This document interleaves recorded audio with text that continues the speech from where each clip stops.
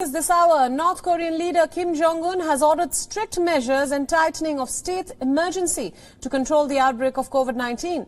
Kim Jong-un presided over a meeting of the politburo of the ruling Workers' Party. The meeting comes at a time of economic and political uncertainty, which is putting pressure on North Korea's economy. North Korea is facing a number of international sanctions aimed at paralyzing its nuclear program.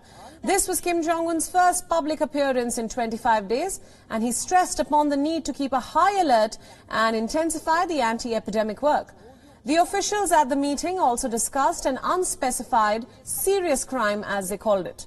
It was allegedly committed by party officials at the Pyongyang University of Medicine. Other officials at the Central Committee and other government agencies shielded, connived and fostered the crime, they said. However, it was not specified if the crime was related to the spread of coronavirus. So far, North Korea has tested more than 12,000 people for COVID-19 and no confirmed cases have been reported as of early November. A total of 6,173 people were suspected cases of COVID-19 and 8 of them were foreigners. 174 people were quarantined in the last week of October. Kim Jong-un had called for the country to embark upon an 80-day campaign to attain its goal in every sector before the next 5-year plan is decided.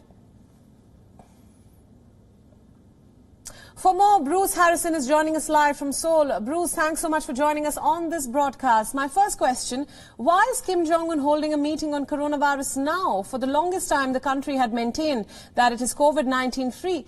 Is there a fear of the outbreak wreaking further havoc on the economy? And also, what is this mysterious crime being spoken of at the meeting? Priyanka, because we're seeing more and more out of North Korean state media about the coronavirus, I think there is definitely a fear there that A, it could spread further than it's already spread in the country despite North Korea's claims, or B, it could be initially spreading for the first time and they're just starting to get to grips on the actual impact this virus could have on their economy and their people.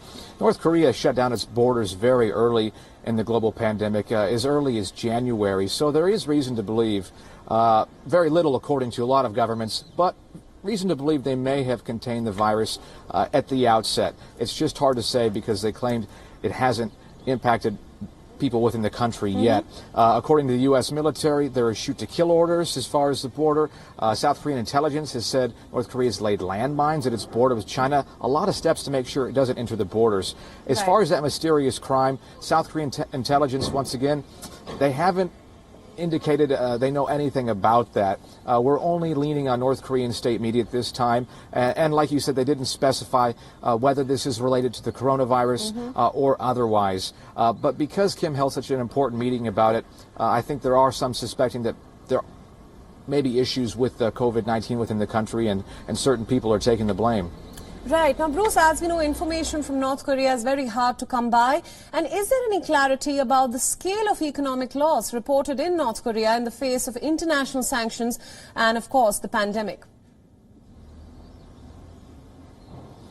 Yeah, and it wasn't just COVID-19 and international sanctions this year, Priyanka. There was also some serious weather disasters impacting North Korea as well. Multiple typhoons plagued the Korean peninsula, a lot of flooding that damaged massive acreage of crops and infrastructure. We saw Kim Jong-un earlier this year touring some of those locations, photos that were shared through North Korean state media, and they reported it was quite devastating. So threefold between allegedly the impact of COVID-19 as well as the sanctions and the natural disasters we've seen this year.